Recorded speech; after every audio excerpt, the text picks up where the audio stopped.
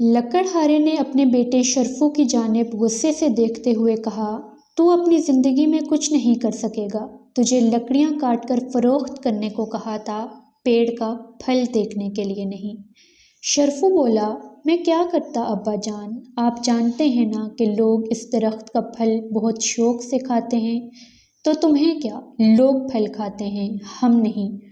لکڑہارے کا غصہ بڑھتا جا رہا تھا۔ اس کا غصہ دیکھ کر اس کی بیوی نے اسے بہت سمجھایا تھا کہ وہ اتنا غصہ نہ کرے بلکہ شرفو کو ایک موقع اور دے دے۔ بات دراصل یہ تھی کہ لکڑہارے کے بیٹے شرفو کو درختوں سے بے حد لگاؤ تھا اور وہ انہیں کاٹنا پسند نہیں کرتا تھا، جبکہ لکڑہارے کی آمدنی کا ذریعہ ہی درختوں کی کٹائی کر کے لکڑیاں فروخت کرنا تھا۔ لکڑہارا اپنی بیوی کے کہنے پر بولا، میں کچھ دن اور اسے برداشت کر لیتا ہوں، اگر جلد ہی اس نے